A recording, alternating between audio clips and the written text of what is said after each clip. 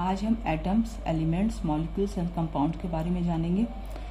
सबसे पहले एटम्स के बारे में हम बता रहे हैं कि एटम्स में 3 तरह के फंडामेंटल पार्टिकल्स होते हैं, प्रोटॉन्स, इलेक्ट्रॉन्स, न्यूट्रॉन्स। प्रोटॉन्स जो होते हैं वो पॉजिटिव पार्टिकल्स होते हैं, इलेक्ट्रॉन्स नेगेटिव पार्टिकल्स होते हैं एंड न्यूट्रॉन्स में कोई भी चार्ज नहीं होता, ना ये पॉजिटिव होते हैं ना ये नेगेटिव होते हैं। ओके, और हम एटम्स के बारे में जो बता रहे हैं उसमें एक पॉइंट ये है कि ये कहाँ से आया, एटम वर्ड कहाँ से आया। ये ग्रीक भाषा के एटमॉस वर्ड से आया। इसका मतलब ही होता है can not be cut. Atom जो होते हैं वो एटम सब्सटेंस, सॉलिड सब्सटेंस के फॉर्म में होते हैं और वो इस तरह से होते हैं। अगर आप देखेंगे इसका स्ट्रक्चर तो ये जो एटम्स होते हैं वो इस तरह के फॉर्म में होते हैं, एटम्स। ओके, इस तरह से जुड़े होते हैं एटम्स। एटम्स को हम लोग अलग करना चाहे, काटना चाहे नाइफ से या किसी भी तरह से कट करना चाहे, उनके पार्ट्स करना चाहे, हम नहीं कर सकते। अगर हम इसको अलग करना चाहेंगे तो ये एटम्स ही सब्सटेंस से अलग अलग हो जाते हैं और ये आगे चल के इनविजिबल हो जाते हैं। यही एटम्स होते हैं। एटम्स को हम कट नहीं कर सकते। एटमॉस वर्ड, ग्रीक वर्ड के एटमॉस से वर्ड से लिया गया है और इसका मतलब ही होता है can not be cut. Okay, तो और इसके बाद हम स्ट्रक्चर ऑफ एटम पढ़ेंगे।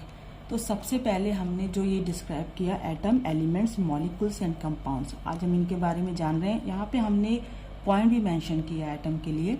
Atoms, an atom consist of 3 types of fundamental particles.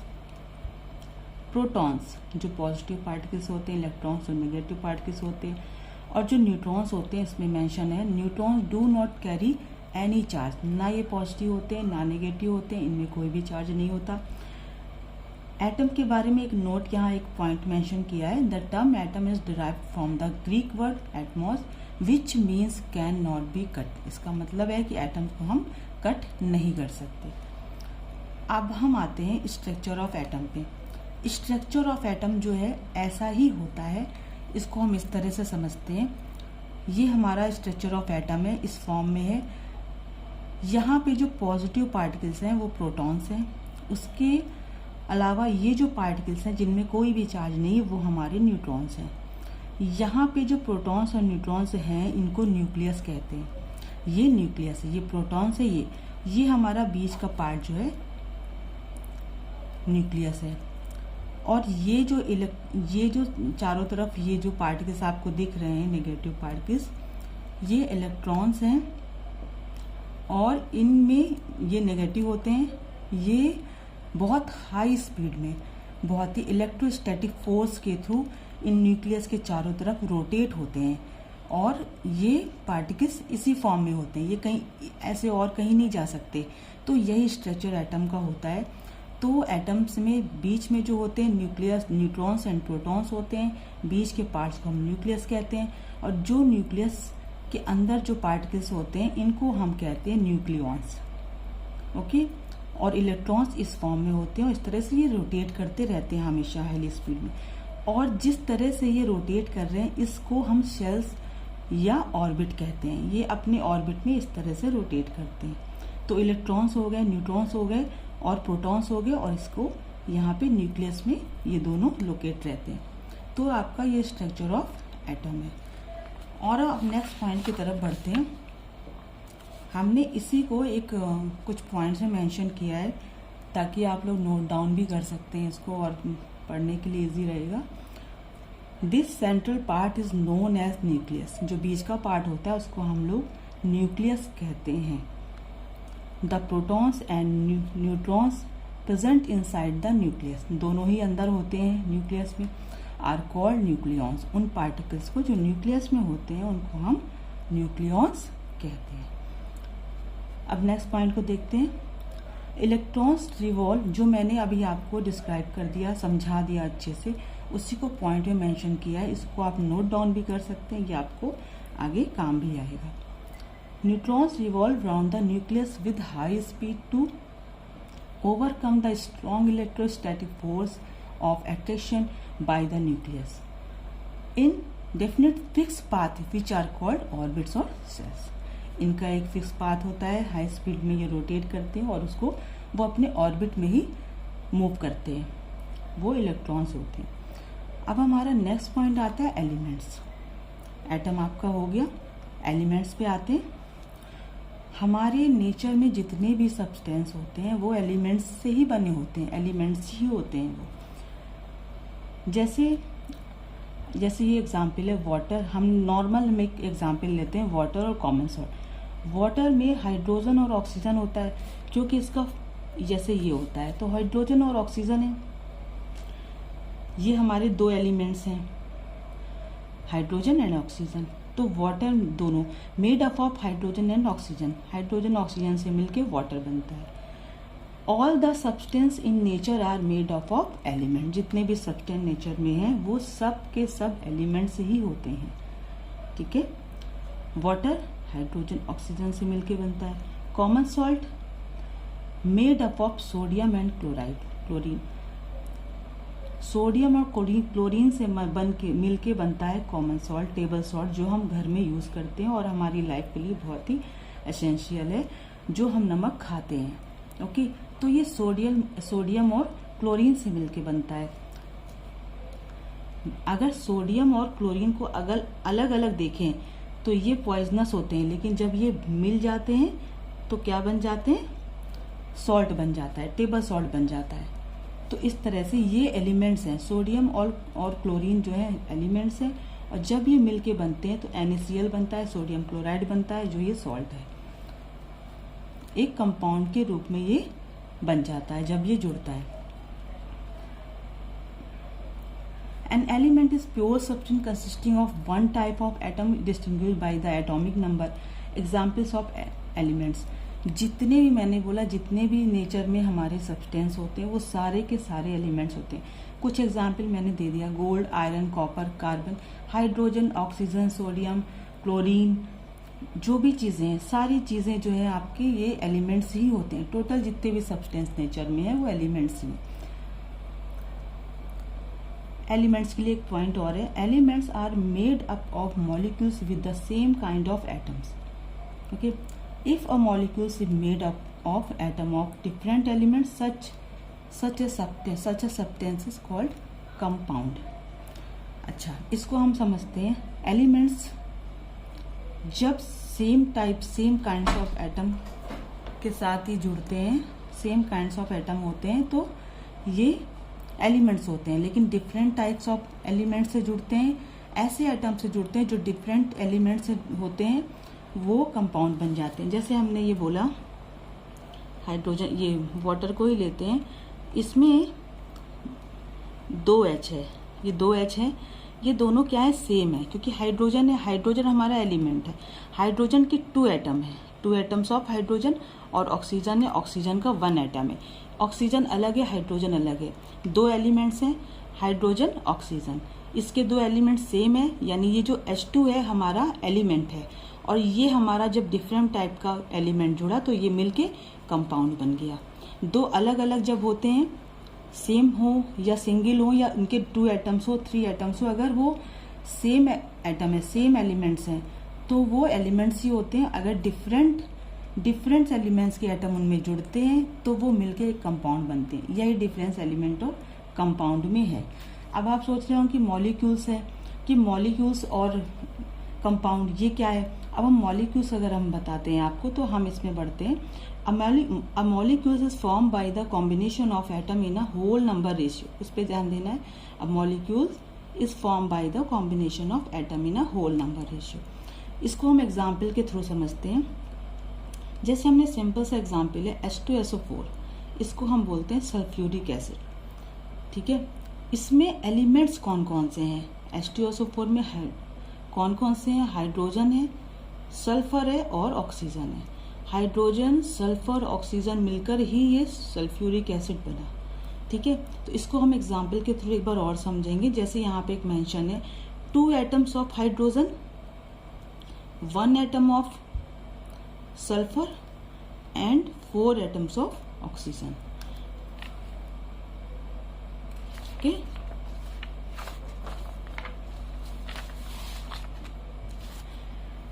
अब इसके बाद हम कंपाउंड में बढ़ते हैं कि कंपाउंड आखिर होते क्या। इसको मैंने पहले भी अभी डिस्क्राइब किया कि सेम काइंड्स ऑफ एटम जब जुड़ते हैं तो वो एलिमेंट्स होते हैं, और डिफरेंट एलिमेंट्स के जब एटम जुड़ते हैं तो वो मिलके कंपाउंड बनते हैं। सेम टाइप ऑफ एटम्स होंगे तो वो एलिमेंट्स ही होंगे, चाहे वो जैसे NaCl ही है तो उसमें 1 एटम ऑफ सोडियम है, और अगर 1 एटम ऑफ आपका क्लोरीन जुड़ता है तो वो सोडियम क्लोराइड बन जाता है। तो इसी तरह से और एग्जाम्पल हम लेंगे। एक पॉइंट मेंशन है यहाँ पे, a compound is a pure chemical substance consisting of 2 और मोर डिफरेंट एलिमेंट्स। ठीक है, इसको आज हम समझते हैं कि ये कंपाउंड, हमने आपको ये बताया एटम, मॉलिक्यूल्स, कंपाउंड एंड 4 चीजें हैं। अभी हमने एटम्स, कंपाउंड, मॉलिक्यूल्स और एलिमेंट्स के बारे में 4 पॉइंट्स क्लियर किए। इनको हम एक एग्जाम्पल्स के थ्रू अगर समझेंगे तो बहुत अच्छे से आप लोगों को समझ में आएगा। और इस तरह के क्वेश्चंस भी आते हैं, अगर कोई भी कंपाउंड का नेम दिया हुआ है उसमें पूछते हैं कि find the total number of molecules and number of atoms, इस तरह के क्वेश्चंस भी आते हैं। तो इन चारों पॉइंट्स को हम एक नॉर्मल कंपाउंड यानी एक हम एग्जाम्पल के थ्रू हम समझते हैं। जैसे हम सबसे पहले हम एकदम सिंपल सा लेते हैं जिससे आपका बेसिक कॉन्सेप्ट क्लियर हो जाए। जैसे हमने वाटर लिया, वाटर में हाइड्रोजन और ऑक्सीजन है, तो ये चीज़ समझने वाली अगर आता है कि इसमें हम बता रहे हैं कि इसमें एटम क्या है, मॉलिक्यूल्स क्या है, एलिमेंट्स क्या है, कंपाउंड क्या है, जैसे ये है। और यहाँ पे हम एक एग्जाम इस तरह से लेते हैं 2H2। तो इसमें एटम कितने हैं, ये H के बाद आपको 2 दिख रहा है, 2 एटम ऑफ हाइड्रोजन, ये वाटर है। वाटर में क्या क्या होता है, 2 atoms of hydrogen and 1 atom of oxygen. 2 atoms of hydrogen और 1 एटम ऑफ ऑक्सीजन मिलके ये बनता है वाटर। और ये क्योंकि एक ही है, ये मिलके बना वाटर। ये हमारा जो वाटर बना, ये वाटर बना। इसमें मॉलिक्यूल्स कितने हैं, इसमें अगर मॉलिक्यूल्स को फाइंड करें तो ये 1 मॉलिक्यूल है। यहाँ पे केवल 1 मॉलिक्यूल आएगा क्योंकि यहाँ पे और कुछ नहीं है। तो यानी 2 एटम्स हाइड्रोजन के हैं, 1 एटम ऑक्सीजन के हैं, ये वाटर मिलके बना, और जो वाटर मिलके बना यही हमारा कंपाउंड है। कंपाउंड क्या है, वाटर है क्योंकि ये मिलके बने, और मॉलिक्यूल्स क्योंकि एक ही सब सारे जो ये मिलके बने वो एक ही बना, तो मॉलिक्यूल्स हमारा 1 हुआ। एटम्स हमारे हाइड्रोजन के 2 हैं, ऑक्सीजन के एटम 1 हैं। इसी तरह हम यहाँ भी देखते हैं, तो यहाँ भी 2 एटम्स ऑफ हाइड्रोजन है, 1 एटम ऑफ ऑक्सीजन है, ये मिलके वाटर बना, तो यानी हमारा कंपाउंड बना। और इसमें मॉलिक्यूल्स कितने हैं, 2। यही होल नंबर रेशियो जो आपने आगे मेंशन किया था, यही होल नंबर रेशियो, यही हमारा मॉलिक्यूल्स होता है। यानी एटम्स, हाइड्रोजन के 2 एटम्स और ऑक्सीजन के 1 एटम मिलके कंपाउंड बने, जो आपको हमने डिस्क्राइब किया था कि सेम काइंड्स ऑफ एटम होते हैं, वो एलिमेंट्स होते हैं, और डिफरेंट एलिमेंट्स के अगर एटम जुड़ते हैं तो वो कंपाउंड बनते हैं। तो ये मिलके कंपाउंड बने, और ये आपका होल नंबर रेशियो जितने बने वो हमारे मॉलिक्यूल्स होते हैं। अगर हम एक एग्जाम्पल लेते हैं H2SO4, अगर हम वही चीज लेते हैं, इसको वैसे हम सल्फ्यूरिक एसिड कहते हैं। इसमें अगर आप देखिए तो इसमें हाइड्रोजन के कितने एटम हैं, हाइड्रोजन के 2 एटम्स हैं, और सल्फर के 1 एटम्स हैं, और ऑक्सीजन के 4 एटम्स हैं। हाइड्रोजन के 2 एटम्स हैं, सल्फर के 1 एटम है, और ऑक्सीजन के 4 एटम्स हैं। ये हमारे एटम्स हो गए।